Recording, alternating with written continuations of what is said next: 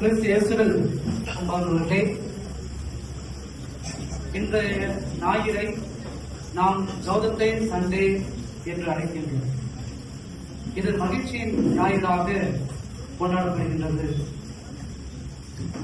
மகிழ்ச்சி என்பது எங்கேயோ வெளியில் இருக்கின்ற ஒன்று அல்ல, அது நமக்குள்ளே இருக்கின்றது. நாம் மகிழ்ச்சியை எங்கே தேடிக்கொண்டிருக்கின்றோம்?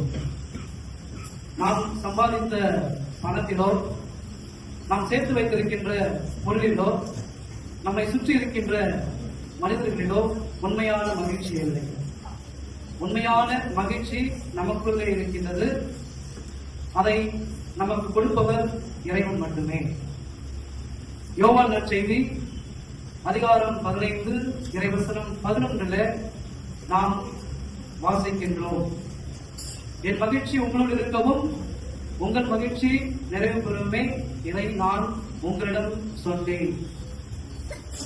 1 தெசலோனிக்கர் 5ஆம் அதிகாரம் இறைவசனங்கள் 16, 17, 18.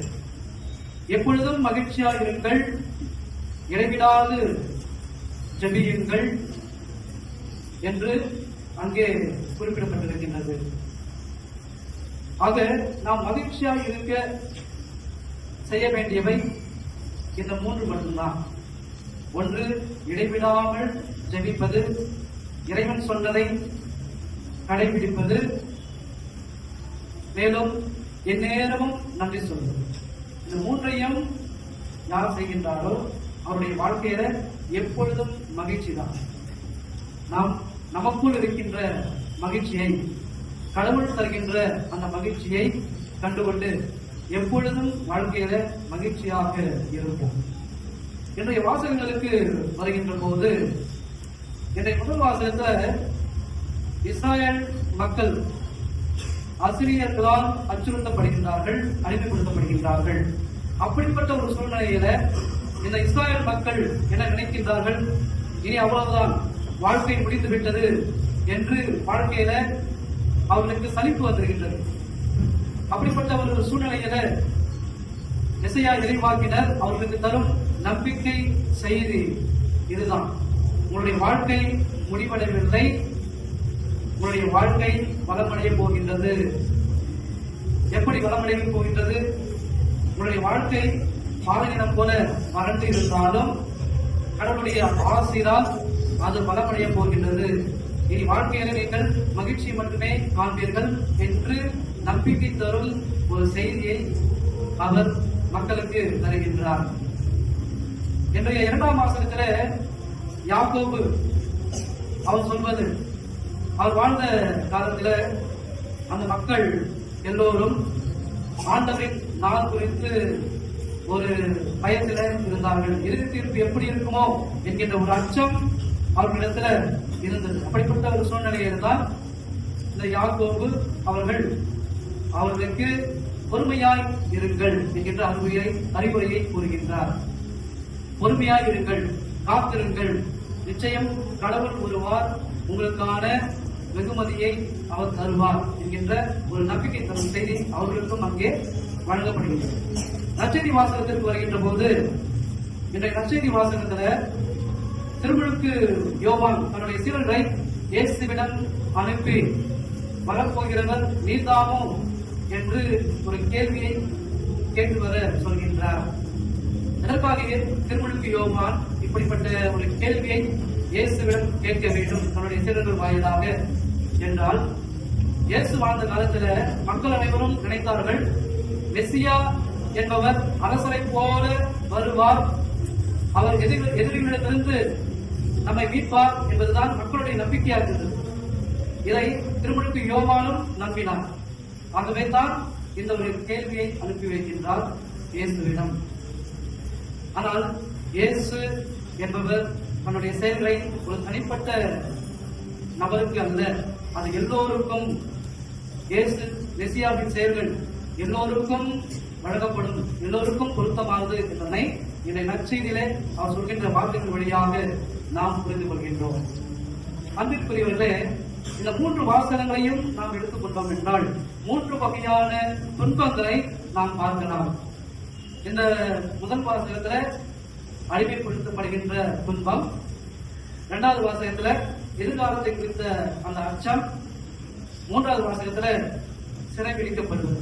மூன்று வகையான துன்பங்கள் நம்முடைய வாழ்க்கையிலும் இந்த மூன்று வகையான துன்பங்களை அனுபவித்துக் கொண்டிருக்கின்றோம். எப்படி நாமும் அடிமைப்படுத்தப்படுகின்றோம்? எதற்கு? சாத்தானுக்கு நாம் அடிமைப்படுத்தப்படுகின்றோம். இரண்டாவது, எதிர்காலத்தை குறித்த அச்சம் நமக்குள் இருக்கின்றது, அதுவும் நமக்கு ஒரு துன்பத்தை தந்து கொண்டிருக்கின்றது.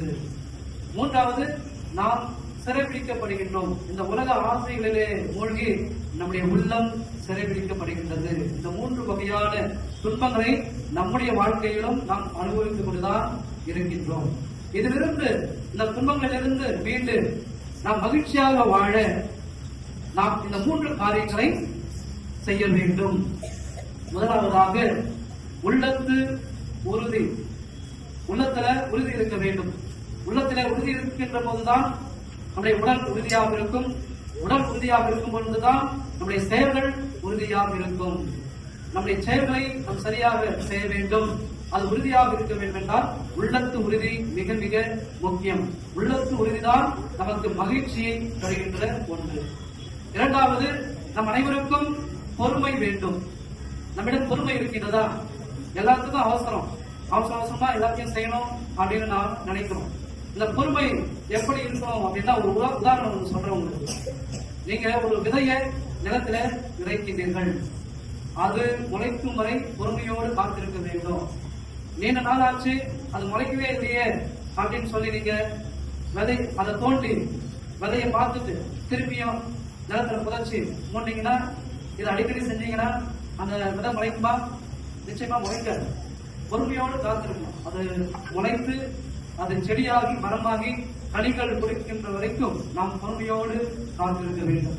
நம்முடைய வாழ்க்கையில நம் கனிகளை அனுபவிக்க வேண்டும் என்றால் நமக்கு அந்த பொறுமை அவசியம். இந்த பொறுமைதான் உண்மையான மகிழ்ச்சியை நமக்கு தருகின்றது. மூன்றாவது, சிறைப்படாத உள்ளம். நாம் அனைவரும் சிறைவாசிகளாகத்தான் இருக்கின்றோம். திருமுழுக்கு யோவானை பாருங்கள். அவர் சிறையிலே இருந்தாலும் மெசியாவை குறித்து யோசித்துக் கொண்டிருந்தார். மெசியாவின் செயல்களை பற்றி அவர் பேசிக் கொண்டிருந்தார். உடல் அளவிலே அவர் சிறையில் இருந்தாலும் உள்ளத்தளவிலே அவர் சிறைப்படாமல் இருந்தார். அப்படிப்பட்ட சிறைப்படாத உள்ளத்தை நாமும் கொண்டிருக்க வேண்டும். ஆக இந்த மூன்று காரியங்களை யார் செய்கின்றாரோ அவருடைய வாழ்க்கையில மகிழ்ச்சி நிச்சயம். நாம் அனைவரும் கிறிஸ்து பிறப்பு விழாவிற்காக நம்மையே தயாரித்துக் கொண்டிருக்கின்றோம். உள்ளத்தளவில் மகிழ்ச்சி இல்லை என்றால் எதுவும் விழாவாக நமக்கு தெரியாது. முக்கியமான ஒன்று வாழ்க்கையில எது? மனமாற்றம், மகிழ்ச்சியோடு இருப்பது. இந்த இரண்டையும் யார் கொண்டிருக்கின்றார்களோ அவர்களால் தான் உண்மையான கிறிஸ்துமஸ் பெருவிழாவை கொண்டாட முடியும். இதை உணர்ந்தவர்களாய் நாம் நம்மையே கிறிஸ்து பிறப்பு விழாவிற்காக முழுமையாக தயாரிப்போம்.